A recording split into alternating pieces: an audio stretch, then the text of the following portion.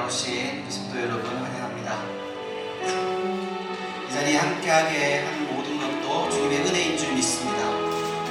우리가 찬양으로, 믿음으로 주님께 찬양으로 나가기를 바랍니다. 믿음이 없이는 하나님을 기쁘시게 할 수 없다는 하나님의 말씀처럼 우리가 믿음으로 주님께 찬양하며 나가기를 원합니다. 이 마음 깊은 곳에서 주님을 신뢰하는 이 마음 한 가지, 이 한 해의 끝에는 이 한 가지 신뢰하고 소망 간직하면서 한 해의 마지막을 준비하기를 간절히 소망합니다. 우리 함께 믿음이 없이는 찬양 드리겠습니다.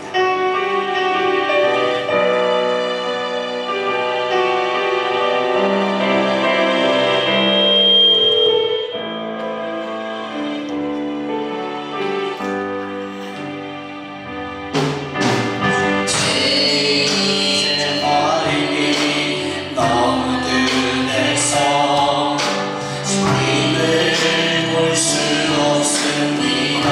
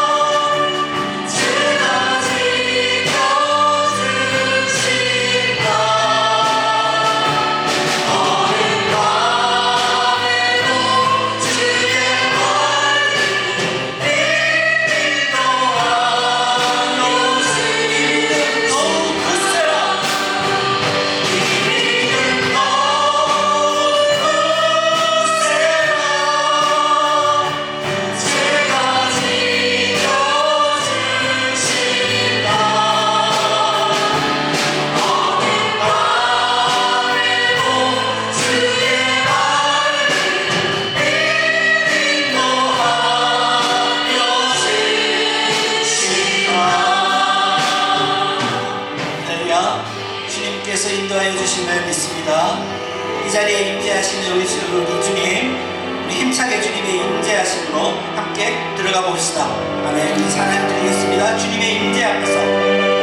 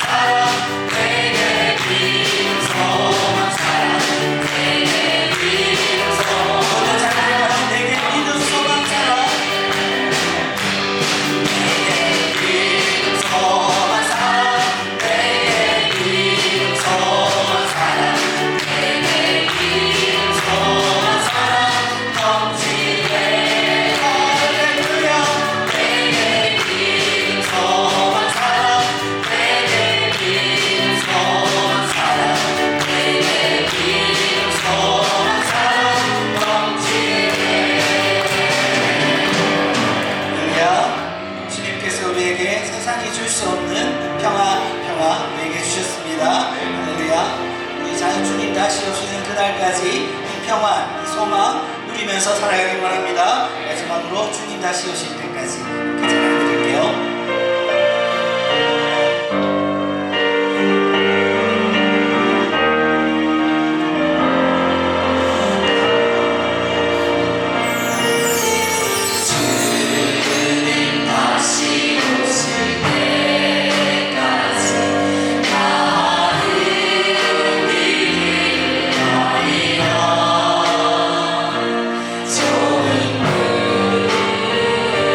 좋은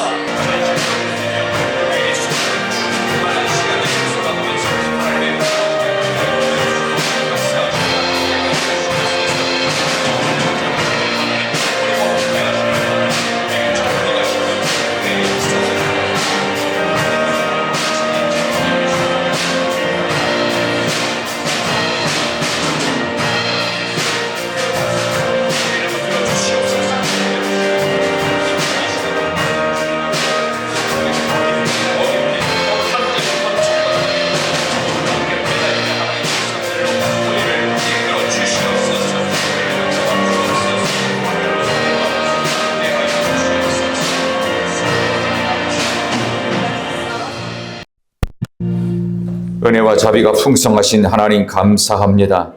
오늘 이렇게 귀한 금요 심야 기도에 나와서 저희들이 목이 터져라 하나님께 찬양 부르며 하나님의 말씀을 가장 크게 아멘으로 화답하며 영광을 돌리며 기도할 때 아버지 앞에 절박한 심정으로 부르짖는 귀한 금요일 밤이 되게 하여 주시옵소서. 오늘도 가지고 나온 기도의 제목들마다 응답의 역사로 갚아 주시옵소서. 오늘 이 시간 성령 임재하여 주시옵소서. 예수님의 이름으로 기도드리옵나이다. 아멘. 감사합니다. 하나님 말씀 보겠습니다. 출애굽기 2장입니다. 출애굽기 2장 11절부터 마지막 25절까지입니다. 출애굽기 2장 11절에서부터 마지막 25절까지 말씀을 보겠습니다. 출애굽기 2장 11절에서 25절까지입니다. 구약 성경은 83쪽입니다. 자, 앞에 스크린에도 말씀을 참고하시기를 바랍니다. 자, 2장 11절부터 한 절씩 교독하시죠. 모세가 장성한 후에 한 번은 자기 형제들에게 나가서 그들이 고되게 노동하는 것을 보더니 어떤 애굽 사람이 한 히브리 사람 곧 자기 형제를 치는 것을 본지라.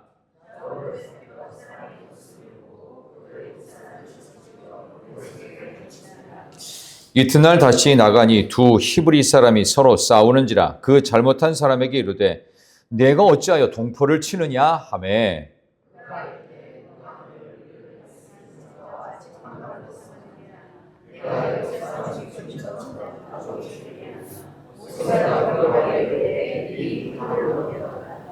바로가 이 일을 듣고 모세를 죽이고자 하여 찾는지라. 모세가 바로의 낯을 피하여 미디안 땅에 머물며 하루는 우물 곁에 앉았더라.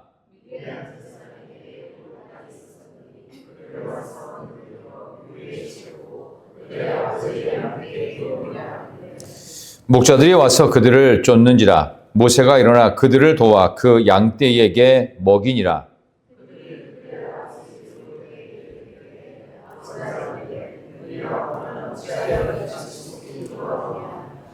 그들이 이르되 한 애굽 사람이 우리를 목자들의 손에서 건져내고 우리를 위하여 물을 길어 양떼에게 먹였나이다.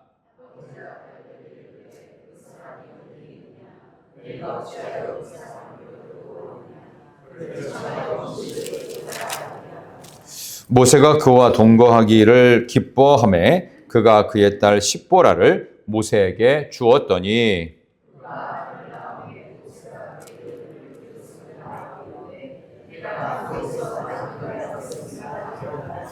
여러 해 후에 애굽 왕은 죽었고 이스라엘 자손은 고된 노동으로 말미암아 탄식하며 부르짖으니 그 고된 노동으로 말미암아 부르짖는 소리가 하나님께 상달된지라.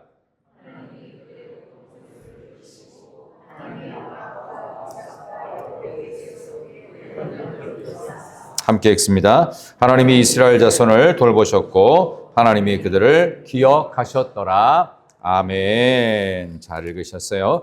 우리 옆에 계신 분에게 한번 인사합시다. 성령 충만 받읍시다. 성령 충만 받읍시다. 성령 충만 받읍시다. 예, 오늘 성령이 충만한 금요 심야 기도회가 되시기를 소망하면서 실패에서 배우자, 실패에서 배우자라는 제목으로 말씀 증거하겠습니다. 모세의 이야기를 계속 이끌어 나가고 있습니다. 벌써 5번째 시간인데요.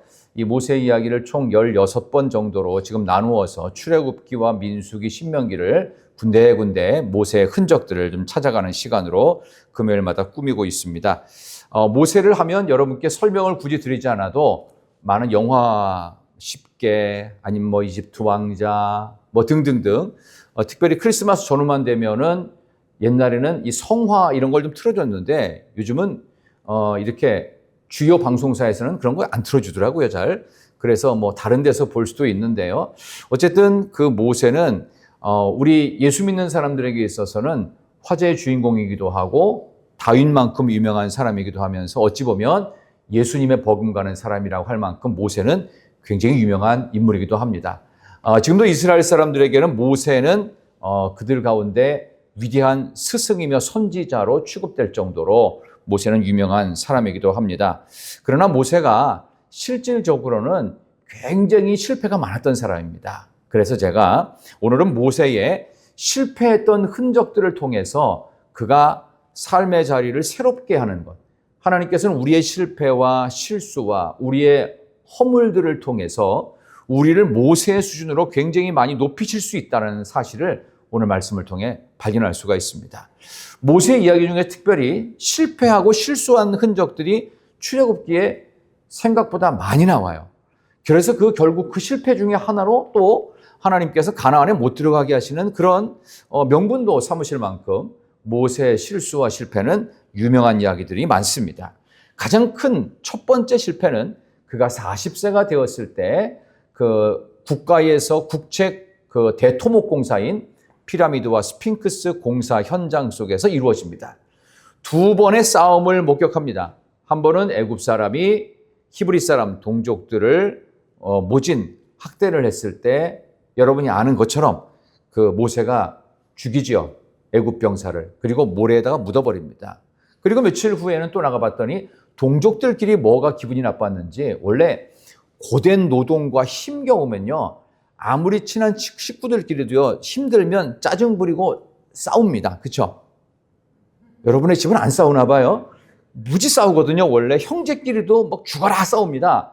왜냐하면 힘들면 다 그럴 수 있어요. 그러니까 동족 히브리인들끼리도 그렇게 싸운 것 같아요. 그러니까 중간에 말리는 거죠. 왜 동족끼리 싸우냐고 하니까, 누가 너를 재판관 세웠느냐, 누가 너를 우리들의 우두머리로 세웠냐, 네가 뭔데 감히 우리한테 그러느냐, 어제 며칠 전에 있었던 것처럼 애굽 병사처럼 우리도 죽이려고 하느냐. 아차, 들켰어. 탈로 낫도다. 그래서 그 자리를 떠서 도망쳐 버립니다. 멀리 미디안 땅까지.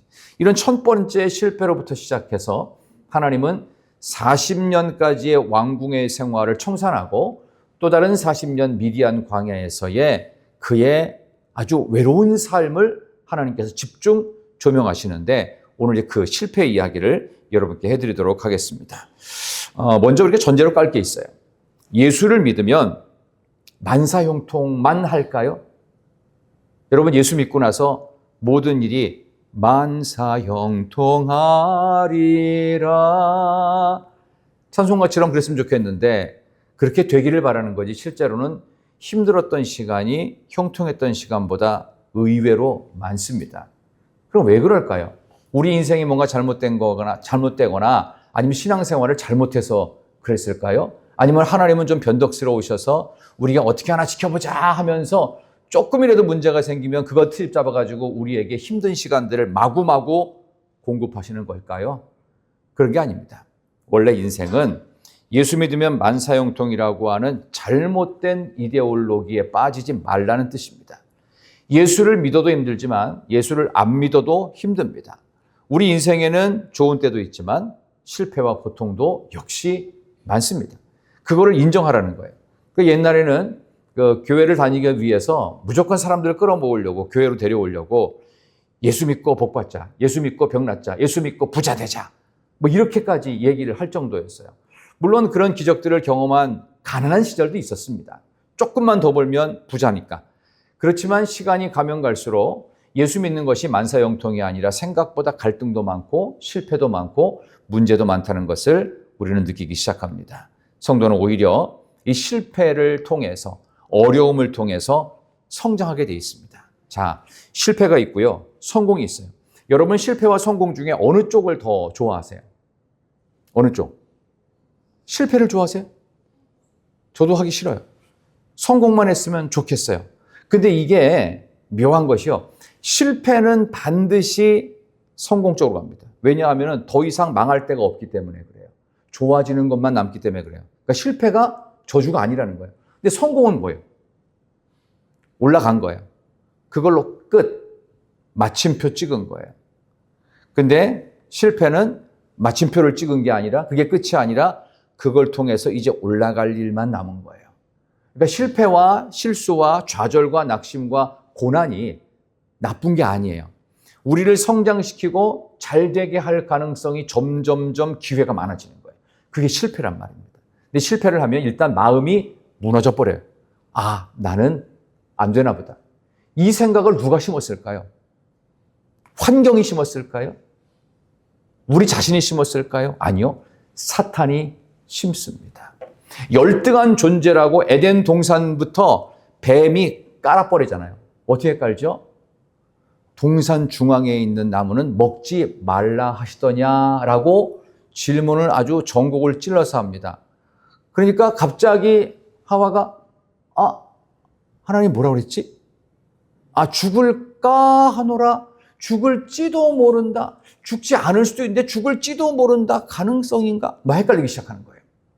사탄이 교묘한 이런 말장난에 우리는 넘어가서 힘들지도 않은데도 불구하고 아무 문제가 안 생겼는데도 불구하고 지레 겁먹어요. 그러니까 요즘에 많이 사는 책이 뭐예요? 2025년 전망, 앞으로 10년 후 전망. 안 맞아요. 안 맞아. 가보세요. 코로나 때 전후 하나도 안 맞았어요. 2019년에 나온 2020년 전망 보고서 다 틀렸어요. 코로나가 올 줄을 아무도 몰랐습니다. 중국발 코로나라고 하지만 이게 도대체 어디서 온 건지도 모르는 하나님의 절대 주권의 영역 속에서 우리의 실패가 끝이 아니라는 거. 우리의 성공이 영원하지도 않을 거라는 거. 늘 하나님 앞에서 실패를 통해서 배울 수 있는 반전 공식. 성공을 통해서 그게 영원하지 않을 거라고 하는 새로운 겸손함으로 낮아지는 공식. 이런 것들이 있어야 돼요. 예수 믿으면 만사형통의 엉뚱한 이데올로기를 생각하지 마십시오. 예수 믿고 나면 나를 부인하고 내 십자가를 져야 되는 일이 더 많아질 뿐입니다. 목사님 오늘따라 설교를 왜 이렇게 절망적으로 하시나요? 천국 가야 될 거 아니에요? 천국 안 갈 거예요? 천국은 언제 갈 거예요? 언제 준비할 거예요? 애들 대학 준비는 연락시키잖아요. 무슨 자격증 공부한다고 무지하잖아요. 나 행복하려고 여행지 다 돌아다니잖아요. 핫플레이스 다 찾아다닌다고 하잖아요. 이때는 어디 가고 이때는 어디 가고 추워지면 어디 가고 어디 가야 되고 그런 거는 머리 엄청 굴리면서 왜 천국 가야 되는 일에는 머리를 안 굴리지요? 사탄이 우리를 교묘하게 속이고 있는 거예요. 그렇죠? 이 잘못된 성공 방식을 우리는 버릴 필요가 있다. 그런 점에서 모세의 실패는 결코 저주의 모습이 아니고 우리를 하나님께 성장시키시기 위한 귀한 모델로 제시하셨습니다.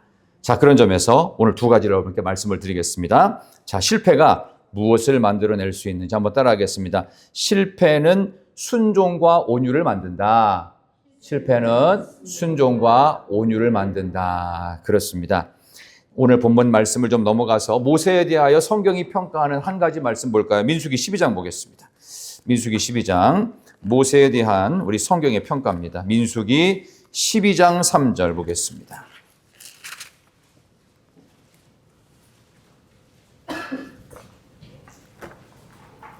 민수기 12장 3절입니다. 자, 215쪽, 구약성경 215쪽에 민수기 12장 3절 말씀. 자, 한번 다 같이 민수기 12장 3절 이 사람 시작. 이 사람 모세는 온유함이 지면의 모든 사람보다 더하더라. 아멘. 온유함이 세상 모든 사람들보다 훨씬 큰 엄청난 온유함을 갖고 있었다. 정확히 말하면 만들어진 거예요.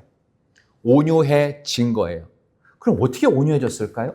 이런 평가를 내렸을 때는 이미 그가 80세가 넘어서 이스라엘 백성들을 출애굽시켜서 광야 생활을 하고 있을 때였습니다.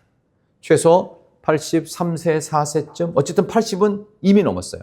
자, 40대에 팔팔했던 모세와 80대에 나이가 든 모세의 모습은 성향과 기질이 전혀 다릅니다. 여러분, 여러분의 30대, 40대는 어떠셨나요? 우리 기성세대들. 어떤 분이 그런 얘기를 해요. 목사님, 30대, 40대는 날렸어요. 날아다녔어요. 보이지도 않았어요. 진짜. 엄청났다, 엄청. 왕년 얘기하면 그냥 소설 10권 나옵니다. 10권 막 쓸 수 있고, 20권도 쓸 수 있다고 날렸대요. 모세도 그랬습니다. 모세는 날아다니면서 사람 죽였어요. 날아다니면서 안 보이게 매장했어요. 살인을 은폐했습니다. 이거 한 번만이었을까요? 이게 아니요. 사람은 처음으로 살인해서 묻어버리는 거 없습니다. 제가 이제 프로파일러 같은 거 일부러 본 적이 있는데요. 살인을 처음 할 때는, 뭐 참고로 들으세요. 살인을 처음 할 때는 어떻게 해야 될지 몰라서 우왕좌왕한대요. 근데 2번, 3번 하잖아요. 그러면 사람은 살인 이후에도 머리가 똑똑해진대요. 그래서 절대 걸리지 않는 완전 범죄도 할 수 있대요. 근데 초범은 절대 그거 안 된대요. 재범, 3범쯤 되면 얼마든지 할 수 있답니다. 그러니까 사람은요, 이 모세의 모습처럼 마음에 안 들면 제거해도 괜찮다라고 하는 왕실의 특권을 교묘하게 이용한 고대 사회의 악한 모습이 모세에게 있던 거예요. 이게 그냥 한순간에 죽였겠어요? 그것도 모래에 묻어버리고 이런 일들이 비일비재하게 자행되고 있던 것을 보고 느끼고 공범도 돼봤고 이렇게 해서 나중에 결국 본인이 40대쯤 되니까 뭔가 하고 할 수 있을 때 그렇게 해버리고 탈로가 나니까 도망쳐버린 거예요. 이런 일들을 그는 많이 봐왔던 거예요. 근데 그의 기질이 어떻게 해요? 온유함이 지면의 모든 사람보다 더했다. 그렇다면 그의 기질이 중간에 바뀐 것입니다. 여러분의 성향을 사실 바꾸기가 어렵거든요. 바꾸기 어렵고 기질도 바꾸기가 어렵습니다. 근데 바꿀 수 있는 방법이 있습니다. 딱 한 가지가 있어요. 성령 받으면 됩니다. 그래서 제가 오늘 설교 전에 인사할 때 성령 충만 받자라고 했습니다. 성령을 조금 받으면 안 되고 충만하게 인생의 그릇에 차고 넘치도록. 그래서 내 기질과 나의 못된 그런 습관이 발휘되지 않을 정도로 성령이 충만하다. 그게 오늘 모세가 보여준 모습이었습니다. 그렇다고 우리가 완벽하지는 않았어요. 근데 늘 하나님의 이끌림을 그토록 충만하게 받았다. 이렇게 볼 수가 있습니다. 사람은 하나님의 말씀에 대해서 태생적으로 거부하는 습관을 갖고 있습니다. 이게 원죄적 아주 잘못된 모습이죠. 갑자기 닥친 실패로 그럼에도 불구하고 순종하는 태도로 약간 멈칫할 수 있습니다. 뭐가 문제가 생겼는데 멈칫하지 않고 괜찮아 라고만 하면은 그리 괜찮은 인생 안 될 가능성이 높습니다. 문제가 생기면요 잠깐 멈칫하면서 나를 돌아볼 줄 있어야 돼요. 과거에 엄청난 아픔과 실패가 있던 사람들이 지금 순종을 잘하는 사람들입니다. 모세처럼 말이죠. 처음에는 말씀에 모세는 대항했습니다. 자기 분노를 참지 않았습니다. 절제 없이 막 표출했습니다. 생각의 깊이가 없던 인생. 그래서 어떻게 해요? 왕실에서 누구의 도움도 청하지 않고 에이 모르겠다. 그냥 도망쳐버려요. 그리고 숨어버리다가 언젠간 돌아오리라고 아마 생각하고 기회만 노리고 있었을지 모르죠. 근데 또 미디안 광에 가보니까 그렇게 여의치가 않았던 것입니다. 그래서 40년을 미디안에서 시간을 푹 썩습니다. 애굽의 말과 학문이 다 상실될 때까지. 그러니까 아무리 젊은 시절에 똑똑하고 공부 잘하고 능력 있고 그랬어도요. 80 넘어가면요. 그 똑똑하고 잘남이 별로 발휘될 기회가 없어요. 기회도 안 주고요. 그럴 만한 장이 안 열리더라고요. 모세도 그랬습니다. 근데 그때 하나님이 쓰시지요. 그러니까 하나님은 참 특이하신 분이에요. 우리가 능력이 없거나 약하거나 우리가 실패가 많고 더 이상은 자신감도 없던 그런 최악의 상태, 바닥의 상태에서 우리를 들어 쓰시는 하나님의 묘한 섭리를 지금 모세를 통해 우리는 보고 있습니다. 여기 온유라는 말을 조금 전에 우리 민수기에서 읽었잖아요. 이 온유라는 말은 지난번 제가 헬라어에서도 팔복에서도 온유한 자는 복이 있나니 이렇게 나와 있어요. 그죠? 이 온유라는 말을 이제 프라우스라고도 하고 히브리어 뜻도 거의 같은데요. 야생마를 길들이다라는 말이 온유라는 뜻입니다. 야생마를 길들이다. 자, 야생마 같은 사람이 누굴까요? 힘은 있어요. 능력은 있어요. 실력은 있어요. 잘났어요. 예뻐요. 그리고 모든 부분에 있어서 달란트도 많고 손재주도 뛰어납니다. 전문적인 기술력도 있습니다. 근데 놀라운 실력은 있는데 주인의 뜻대로 안 움직이는 사람이 야생마 같은 사람입니다. 야생마는 힘도 좋고 건강하고 잘 달리고 쓸모가 많은데 야생마를 탈 수 있는 사람은 없습니다. 왜? 못 타요. 탔다가 떨어지면 끝장나는 겁니다. 큰일 납니다. 길들여진 말만 탈 수가 있는 것입니다. 통제되지 않은 힘은 그런 점에서 비극으로 끝납니다. 하나님의 은혜 안에서 통제되어진 능력, 하나님의 은혜로 길들여진 나의 힘, 그게 온유함입니다. 그러니까 모세의 온유함은 하나님에 의해서 길들여진 것입니다. 후천적으로가 아니라 하나님에 의해서 길들여지고 조율되고 통제되어진 능력. 그래서 똑같은 능력이 있어도 어떤 회사에 취업을 하려면은 처음 배우는 심정으로 내가 다 알고 있어도 잘난 척하면은 어울리기가 어려워요. 왜 너만 잘났냐 이거예요. 다 그만큼 노하우가 있는데 나만 잘난 것 같죠? 천만의 말씀, 만만의 콩떡. 그렇지 않습니다. 아무리 잘났어도 별 볼 일 없어요. 왜? 내 잘남은 누군가를 통해서 박수받고 인정받을 때 그게 빛을 발하는 겁니다. 우리 인생의 경주는요, 혼자 달리게 하지 않습니다. 무인도에서 안 살아요. 우리는 수많은 사람들 사이에 살아요. 하물며 250만 명의 가운데 있는 모세이겠습니까? 250만 명이 아우성을 치고 10번의 대반란 같은 불평의 사건이 있었어요. 그때마다 옛날의 모세의 모습으로 자기의 의사를 강하게 표출하고 화를 버럭 내거나, 자, 주동자들 몇 놈 잡아들여. 100몇 명이지 다 이루어 한꺼번에 구덩이에 묻어. 이게 모세의 40세예요. 근데 모세의 80세는 어떻게 해요? 나는 몰라요. 나는 아는 게 없슈. 나는 몰라요. 나는 아무것도 몰라요. 근데 실제로도 몰라요. 근데 하나님이 그렇게 낮아진 그를 사용하십니다. 멍청해 보이죠? 능력 없어 보이죠? 바보처럼 보이죠? 근데 바보 같은 크리스찬이 쓰임을 제일 잘 받습니다. 제가 지난번에 한번 말씀드렸죠. 주한장로교회 나겸일 목사님. 나중에 한번 들어보시라니까요. 죄송한 표현이지만 설교를 너무 못해. 그렇게 못하는 설교를 처음 들어봤어요. 뭔 말인지 잘 모르겠더라고요. 근데 요즘에 좀 어떻게 좋은 걸 드셨는지 조금 말을 하긴 하시는데 여전히 거려요. 근데 어떻게 10만 명을 모으죠? 개인의 능력이 아니라는 거죠. 누구의 능력? 하나님의 능력입니다.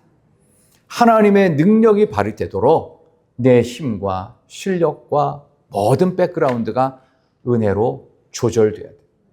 온유함이 지면의 모든 사람보다 컸더라. 여러분의 모습 하나님께 잘 훈련받으시고 하나님의 은혜로 길들여지셔서 주님 오시는 그날까지 가장 귀하게, 가장 아름답게, 가장 예쁘게 사용되어질 수 있기를 진심으로 축원합니다. 우리 옆에 계신 분에게 이렇게 한번 인사합시다. 하나님의 은혜로 길들여집시다. 한번 인사하세요. 하나님의 은혜로 길들여집시다. 길들여진 것이 아름답습니다. 부부가 살아도 1년, 2년 살 때 가장 많이 싸웁니다. 그러면 성질머리를 못 바꾸잖아요. 몇 년쯤 되면 조금 누그러지죠? 여러분 10년 살면 모세처럼 온유해지셨나요? 아닌걸요? 20년, 30년, 40년 가까이 살아도 아직도 이놈의 성질머리가 잘 안 죽죠. 하나님의 은혜만이 이 모든 것을 가능케 합니다. 우리 모두 하나님 앞에 가는 날까지 이 온유함을 만들어내기 위해서 하나님은 우리를 낮추시고 시험하십니다. 십자가에서 우리는 끊임없이 복종시켜줘야 됩니다. 그게 우리가 가져야 될 모세의 모습 속에 느껴지는 부분입니다. 모세가 4번씩이나 거절을 했잖아요. 하나님이 떨기나무 불꽃 가운데 부르시는데. 근데 거절할 만해요. 말도 실제로 못했습니다. 그리고 보낼 만한 사람을 보내달라고 할 만큼 그의 모습은 초라하기 짝이 없었습니다. 그냥 죄송합니다. 그냥 노인네니까 제대로 걸으면 걸 수 있는지 몰라. 미디안이라고 하는 시골 광야 이 초원에 묻혀 살아가지고 말도 제대로 못하지, 걷는 것도 그렇지, 아는 거라고는 양치는 거 그런 거밖에 모르지. 근데 어떻게 위대한 이집트 대문명의 파로 왕 앞에 가가지고 백성들을 이끌어내고 그걸 어떻게 하냐고요? 무슨 리더십이 어디 있어요? 80대 넘은데 그냥 본인의 몸이나 좀 잘 간수했으면 그거로 다행일 나이에 어떻게 하나님이 그를 쓰실까요? 그렇게 무기력하고 능력 없고 못난 그를 하나님이 붙드셔요. 그게 온유예요. 온유. 하나님의 은혜에 의하여서 잘 조절되고 통제되고 길들여진 능력. 그래서 그때부터 모세는 기나긴 40년의 시간, 80에서 120세가 되기까지 그동안 숨겨졌던 그의 리더십과 잠재력과 언어의 능력과 특별히 하나님을 향한 영적 능력. 이런 것들이 이스라엘 백성들 전역으로 다 퍼집니다. 250만을 이끈다는 건 좀 어려운 일이 아닙니다. 여러분은 집에 자녀가 우리 남장님 몇이시죠? 둘이죠. 근데 이 둘을 키우는 게 쉬우셨나요? 네, 알고 있습니다. 여러분의 자녀가 둘이든 셋이든 하나이든 내 맘대로 되지를 않아요. 그런데 250만의 사람을 내 맘대로 움직인다는 건 불가능합니다. 근데 불가능한 일을 시키기 때문에 모세는 그럴만해서 거절했던 것입니다. 이거를 감당할 만한 능력이나 뭐 내가 무슨 지위가 있어요, 돈이 있어요, 공부했던 거 기억도 안 나는 80세의 무슨 리더냐고요. 근데 하나님은 그를 쓰시더라. 왜일까요? 네가 하는 게 아니야. 내가 할 거야. 너는 내 손에 붙잡힌 지팡이야. 네 손에 지팡이 있지? 그거 내가 너를 지팡이처럼 붙잡는 거야. 그 지팡이 던져봐. 뱀이 됩니다. 꼬리 잡아. 다시 원래대로 지팡이 됩니다. 손을 가슴속에 집어넣지요. 다시 빼봐. 문둥병, 나병, 환센병이 걸립니다. 도로 집어넣어. 정상적으로 회복됩니다. 알겠지? 네가 하는 게 아니야. 내가 할 거야. 그러니까 너는 내 말에 순종해. 그리고 내가 준 은혜로 너는 내 안에서 통제만 받으면 돼. 그럼 하나님께서 하시더라. 250만을 도대체 어떻게 감당합니까? 감당이 안 되죠. 감당이 안 되는 일을 시켰을 땐 하나님한테 대안이 있었겠어요? 없었겠어요? 있다는 뜻입니다. 반드시 있어요. 그러니까 지금 내가 좀 힘든 거 하나님에게 대안이 있을까요? 없을까요? 있습니다. 분명히 있습니다. 근데 나는 그걸 인정하기 싫었을 뿐이에요. 그 방법만은 원치 않아요. 방법은 있어요. 때로는 눈물로 기도하면서 몇 날 며칠을 지새우면서 때로는 어떤 때는 기도 응답이 내가 살아있을 때 안 될 때도 있어요. 이 땅에 들어왔던 140여 년 전에 수많은 기독교 선교사들, 교회를 세웠던 선교사들은 그들이 살아있을 동안에 한국교회 부흥을 본 적이 없습니다. 그들이 죽고 무덤에 묻히고 그들의 자손들이 와가지고 이곳에 신학교를 세우고 병원을 세우고 학교를 세우고 그러면서 하나 둘씩 그리고 그 2세들도 죽어서 또 양화진묘에 묻히고 그러고 나서 조금씩 지금 이 땅 가운데 한국교회가 세워진 것입니다. 모세의 모습은 그 당시에 초라하기 짝이 없었을 것입니다. 그러나 그는 결국은 가나안 땅에 들어가지도 못하고 정말로 뒤로 밀린 노인네처럼 먼 산을 바라보고 있었어요. 그러나 지난번에 설교했던 것처럼 모세를 통해 하나님은 위대한 일을 이루신 것을 여호수아 그 다음에 갈렙을 통해 들어가시 하셨고 그곳 31개 부족 국가를 만드시고 거기를 위대한 이스라엘로 만드시죠. 블레스 영토를 다 침공하고 점령했고 나중에 다윗 왕국을 세우시고 예수 그리스도의 족보까지 만드시는 엄청난 일을 이루십니다.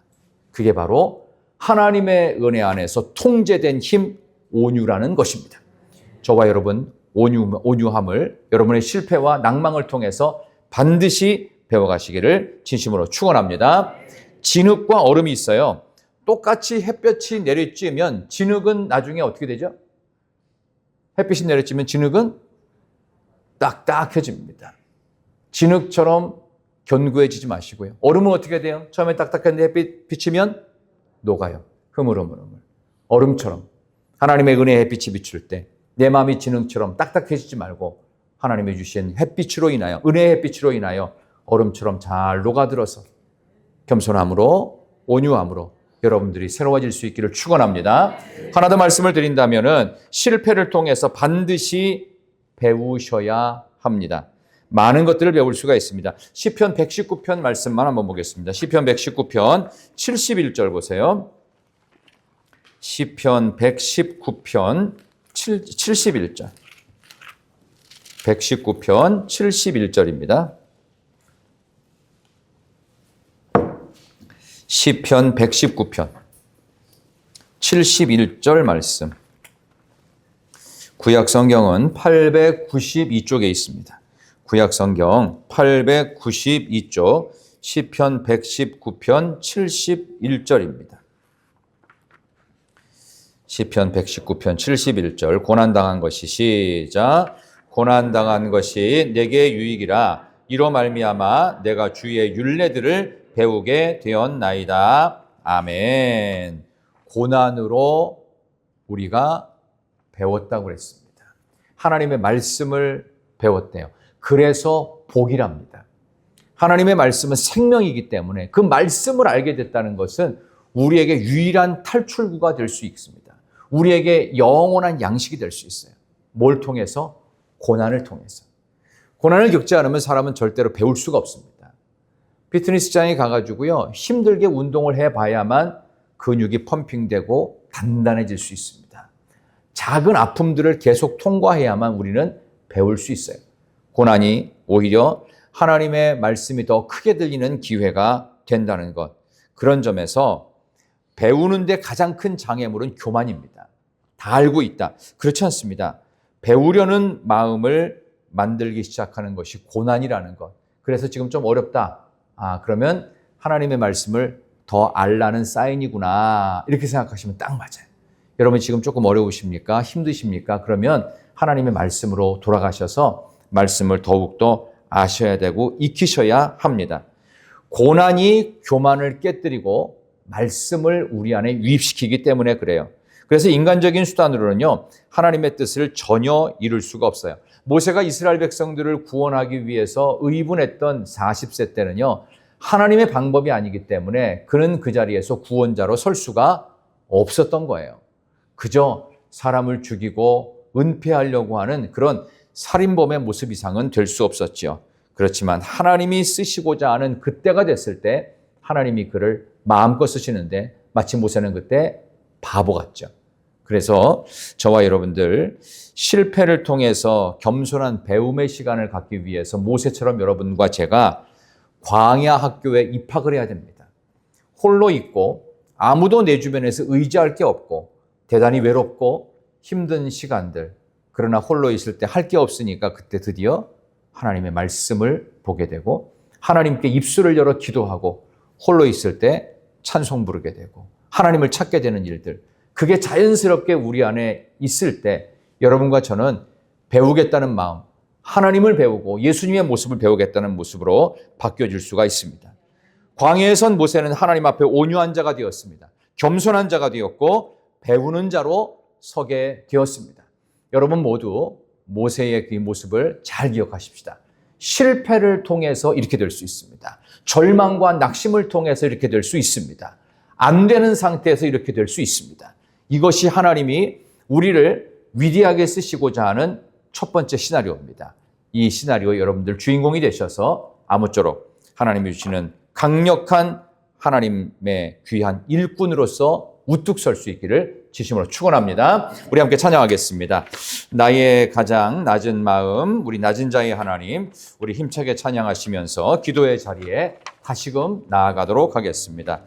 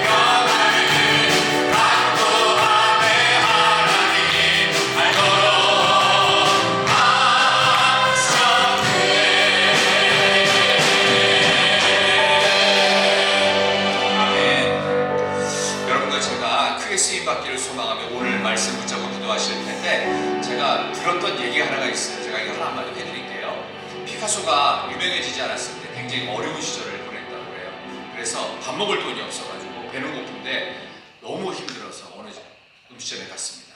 갔는데 그 아주머니가 이 청년이었던 피카소를 알아보고 그러지 말고 그냥 먹으라고, 원하면 더 먹으라고. 그러니까 눈물을 흘리면서 그걸 먹고서 아줌마한테 해줄 게 없으니까 아줌마 제가 그림 하나 그려드릴게요. 5분 동안 막 대충 그려가지고 그거를 종이에다가 쭉 찢어서 줬어요. 근데 아줌마 이거 절대 버리지 말고요, 그냥 계속해서 간직하고 계십시오. 혹시 알아요? 제가 유명한 사람이 되면 이거 비싸게 팔지. 그래서 나중에 피카소가 대화가 됐어요. 그 쪽지에 이렇게 썼던 5분짜리 스케치로 막 했던 거 20억짜리가 됐어요. 여러분에게도 그런 기회가 있을지 모릅니다. 대충 스케치하는 게 왜 이렇게 비싸죠? 피카소가 했기 때문에 비싼 거예요. 우리의 인생에 실패가 있죠? 근데 하나님이 다시 덧칠하시고 필요한 거 지우시고 또 때로는 색깔 바꾸시고 다 하나님께서 하나님의 손에 들어가면 여러분의 인생은 빛납니다. 모세를 그렇게 바꾸셨어요. 하나님은 하실 수 있습니다. 그런 마음 가지시고 하나님 모세를 바꾸셨듯이 하나님 지금 우리의 인생은 아직 부족한 게 많습니다. 약한 것도 많고요, 실패도 많았고요, 아픔도 많았고, 눈물도 많았고, 남들보다 주눅들어 살았고, 어디다가 얘기할 수 없는 아픔도 있습니다. 그렇지만 하나님 모세를 80세 할아버지도 쓰셨던 것처럼 하나님 모든 것이 없고 바보 몽통구리가 된 그런 나의 모습도 하나님 하나님의 손에서 위대한 화가이시고 위대한 감독이신 하나님의 손에 붙잡혀서 위대하게 쓰임받게 하여 주옵소서. 우리 그런 마음으로 주여 한번 크게 부르짖고 하나님께 쓰임받기를 소망하며 기도하겠습니다. 주여, 아버지 하나님, 오늘 시간을 간절한 심령으로 우리 하나님 앞에 나와서 아버지 우리는 연약한 그릇입니다. 우리 질그릇과 같습니다. 모세처럼 아버지는 바보 멍청이가 된 것처럼 어느 거 잊어버리고 다 잊어버렸습니다. 원자도 더 이상 아닙니다. 그저 꿈이었습니다. 그저 목동이었습니다. 아무것도 제대로 할 수 있는 게 없고 어동도 불편했고 말도 제대로 못하고 기억력도 약하고 우리는 여러 가지로 심각한 것도 서울가서 스스로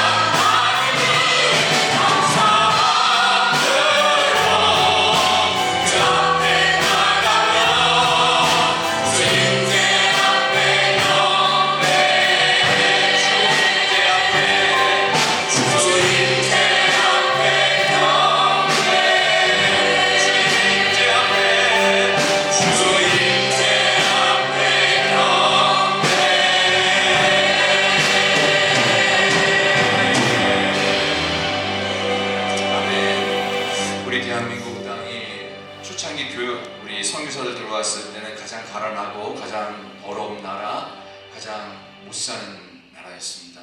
조선에서 빛을 받던 사람들은 선교사도 아니었습니다. 유일하게 하나님께서만 이 땅에 빛을 보시고 동방의 예루살렘으로 평양을 만드시고 평양 땅에서 시작했던 장대현 교회를 중심으로 북한에 있는 많은 성도들이 남하하여 복음을 전했고 우리 남한 땅에도 교회가 세워져서 여기에까지 이르렀습니다. 우리 이 시간 두 번째 기도는요, 하나님 이 땅이 지금 너무 악해지고 있습니다. 회개합니다. 성령 충만 다시 받게 해주시옵소서. 이 나라 온 민족이, 이거는 교회를 다니지 않는 사람도 회개해야 되는 일입니다. 더 이상 악해졌다가는 나라가 다 망가집니다. 하나님 모두가 회개합니다. 다시 성령 충만 받게 해주시옵소서. 특별히 한국교회가 깨어나게 해주시옵소서. 한국교회가 깨어나서 회개하고 성령 충만 받을 때 대한민국이 바뀝니다. 온 세상을 바꿀 수 있습니다. 우리나라는 그렇게 위대한 나라가 되었습니다. 다시금 회개함으로, 다시금 성령 충만함으로 하나님께 쓰임받는 대한민국, 쓰임받는 우리 희락교회, 쓰임받는 우리 가족이 되게 해달라고 이 시간 간절한 마음으로 주여 한번 부르짖으면서 회개 기도합니다. 주여!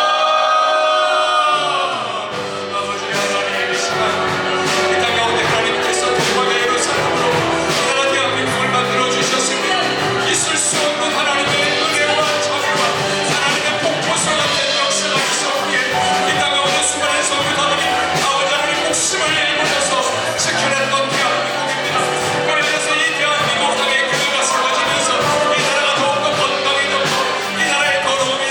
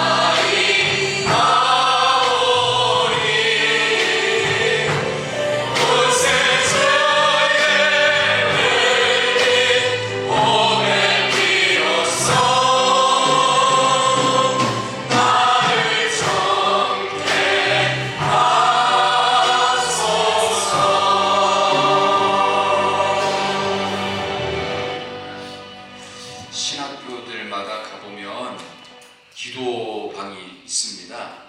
제가 다녔던 신학교에는요, 기도탑이 있는데 그 기도탑의 이름이 주기철 목사님 순교 기념탑입니다. 금요일마다 가서 제가 전도사를 하기 전 20살, 21살 이때 이제 신학교 막 들어가서 얼마 안 됐을 때 금요일마다 뭐 갈 데가 없잖아요. 그래서 돈도 아낄 겸 학교 왔으니까 금요일날 수업 끝나고 학교에서 주는 싼 밥을 먹고 티켓 끊어가지고 먹고 나서 이제 특별히 그 당시엔 놀 데도 없었어요. 기도탑 올라가서 하면 기도탑에 불이 켜져 있고 도서관에 켜져 있고 두 군데나 켜져 있었어요. 그래서 죽으라고 기도를 하든지 죽으라고 공부를 하든지 둘 중에 하나 있어요. 요즘 신학교는 둘 다 안 한대요. 알바를 하러 간대요. 제가 마음이 참 아파요. 올라갔습니다. 올라갔는데 거기 보면은 좀 공부를 못하는 학생들이 기도탑에 많이 와요. 어쨌든 올라갔어요. 올라가서 기도를 하는데 방언도 들리고 막 눈물도 막 흘리고 막 산을 막 쾅쾅쾅 치기도 하고. 옛날에 엘리베이터 같은 게 없었거든요. 다 계단으로 올라가서 막 7층, 8층 꼭대기까지 올라가면은 맨 꼭대기층이 제일 춥고 조용해요. 추우니까 잘 안 올라와요. 거기 가서 이제 기도를 했던 기억이 나는데 뭐 많이 했다고 생각하는데도 불구하고 1시간 이상 어쨌든 1시간 정도 하고서 이렇게 내려와서 지하철역으로 가서 지하철을 타고 집으로 돌아오면 거의 한 밤 10시 좀 넘게 이렇게 했던 기억들이 몇 년을 이렇게 반복했던 기억이 납니다. 교회가 건강할 때는요, 별로 내가 기도했을 때 들어줄 가능성이 없을 때가 희망이 있습니다. 이렇게 했는데도 불구하고 사실 별로 회복되거나 잘 될 가능성이 없는 기도 제목들이 있어요. 환경적으로도 그렇고 실제로 내 상황도 그렇고 최악의 가장 안 좋은 상황에 기도를 하긴 했는데 사실 너무 늦은 것 같은 안 될 것 같은 그때 하나님 역사하세요. 우리 대한민국이 그랬습니다. 대한민국의 발전도 한국교회도 우리 인생도 그렇습니다. 모세가 그랬습니다. 신앙의 선배들이 다 그랬습니다. 예수님을 모른다고 부인했던 베드로가 그랬습니다. 그래서 예수님이 승천하신 후 열흘 동안 마가다락방에서 열심히 성령님을 강구합니다. 폭발적 역사가 일어닥쳤죠. 한 번 전도로, 한 번 설교한 것으로 3,000명 돌아오고 5,000명 돌아옵니다. 어마어마한, 이거는 설명이 되지 않아요. 하나님이 하신 겁니다. 예수 믿는 사람들은 다 잡혀서 옥에 가고 죽을 수도 있었습니다. 가능성이 없었어요. 살 수 있는 상황이 아니에요. 근데 하나님이 그때 역사하시면서 교회를 살리시고 성도를 살리시고 삶을 바꾸십니다. 우리는 그런 사명을 받았습니다. 이 시간 기도하실 때 세 번째 기도는요, 사명 잘 감당하게 해달라, 영혼을 더 사랑하게 해달라, 우리 형제자매들에게 구원의 복음을 전하게 해달라. 특별히 선교사들, 전 세계에 약 우리나라 선교사들 약 12만 명 정도가 나가 있습니다. 공식, 비공식 선교사들. 저는 대구 지역에서도 선교사로 가 계신 어떤 할머니 목사님을 알고 있습니다. 미얀마에서 선교하시는데 미혼모사였고요. 미혼모. 거기는 10살에서 12, 3살까지 다 결혼을 합니다. 아기를 낳아요. 근데 아빠가 도망가요. 그러면 그냥 애들은 천에 도마가 되는 거예요. 아빠 없는 애들이 계속 태어나요. 국가에서 관리를 안 해줍니다. 그런 사역을 하시는 할머니 목사님을 한 분 알고 있는데 우리 주변에 이렇게 사실 나도 힘든 게 있지만 우리 주변에 힘든 사람들이 생각보다 많습니다.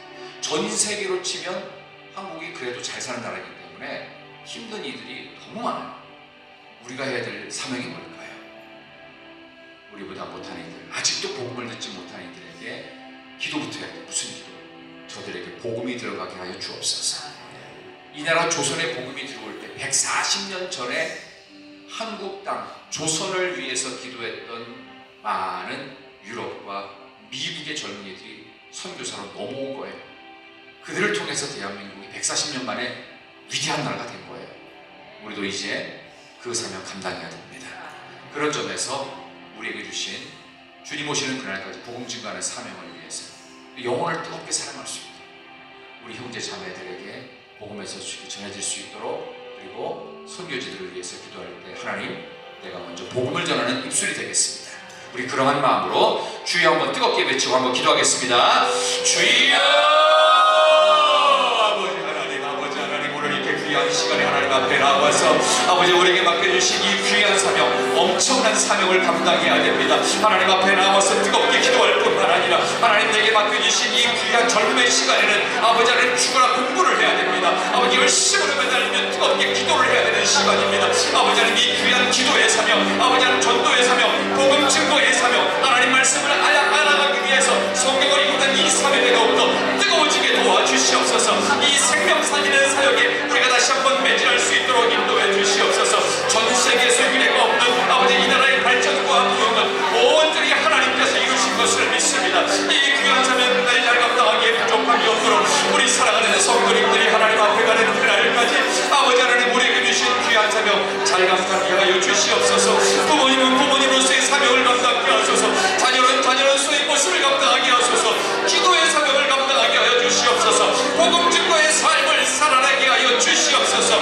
내가 복음의 도구가 되어지기를 원합니다. 나의 말과 나의 행동 하나하나를 통하여서 수많은 사람들에게 예수님이 살아계심을, 하나님이 역사하고 계심을, 하나님이 지금 우리와 동행하고 계심을 느껴지게 하시고 증거하게 하여 주시옵소서. 영혼을 더욱더 뜨겁게 사랑하기를 원합니다. 아버지 하나님, 우리 형제 자매를 아버지 구원하기를 원합니다. 우리 가족 가운데 믿지 않는 이들이 있습니까?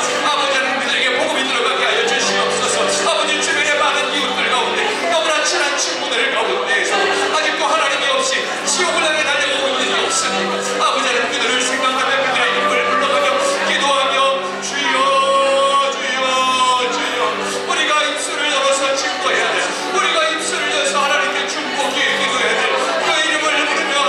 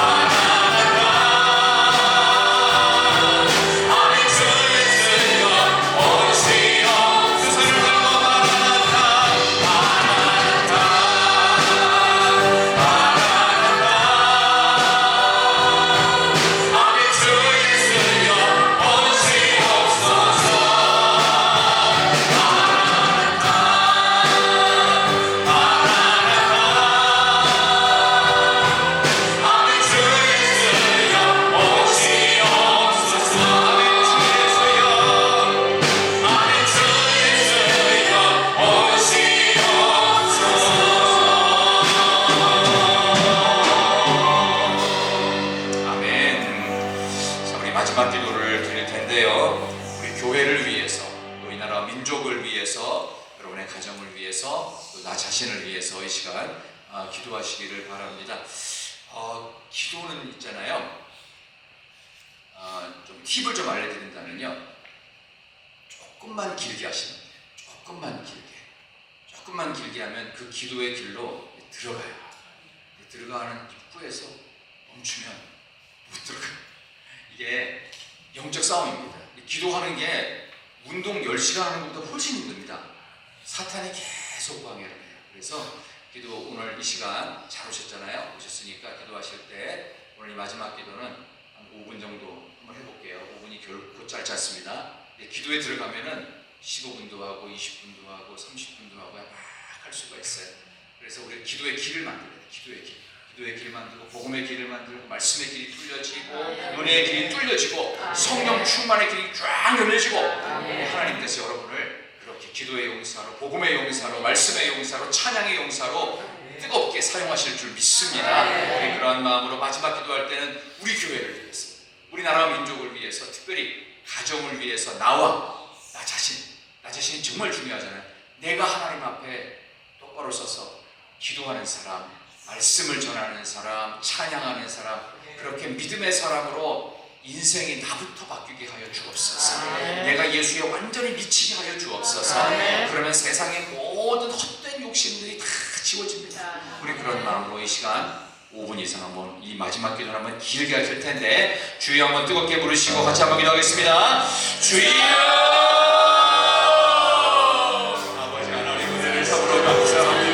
이 시간 마라나타 주 예수여 어서 오시옵소서.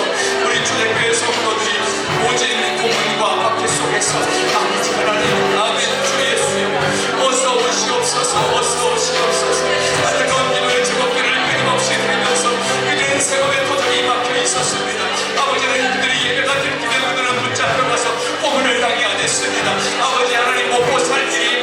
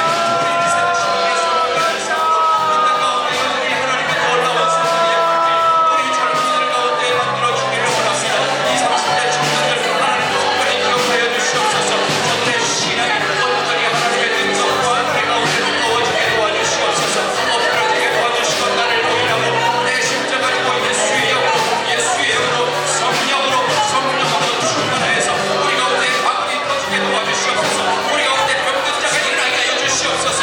우리 가운데 약한 이들이 시험함으로 강건케 하여 주시옵소서. 아버지 이 시간 기도할 때 우리 몸에 있는 암덩어리가 떨어져 나가게 하여 주시옵소서. 예수 그리스도의 이름으로 명령하오니 우리 가정에 악한 사탄이 물러나게 할지어다. 아버지 하나님 우리 교회 가정들 우리 사랑하는 가정들마다 가정 예배가 회복되어질지어다. 아버지 악한 생각들은 멈춰질지어다. 이 나라와 이 민족 가운데 악한 법들이 멈춰질지어다. 아버지 하나님 포괄적 차별을 멈춰질지어다. 아버지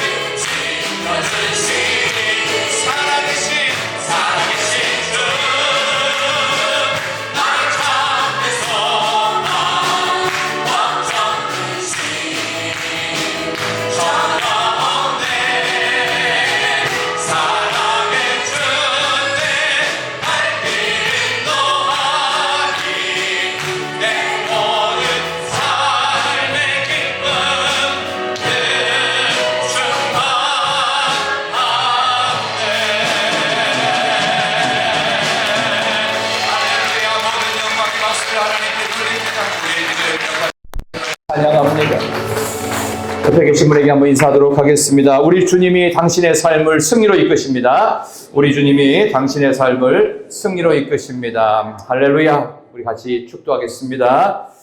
이제는 우리 주님 예수 그리스도의 크고 놀라우신 은혜와 하나님 아버지의 무한하신 사랑하심과 성령님의 감동교총 충만하심의 역사가 오늘 이렇게 금요일 밤 성령으로 뜨거워지기를 소망하며 마가의 다락방에 임재했던 성령의 강력한 역사를 또 한 번 사모하며 주님 앞에 나와 기도하고 부르짖고 목이 터져라 찬양하며 주님 우리에게 성령을 주옵소서.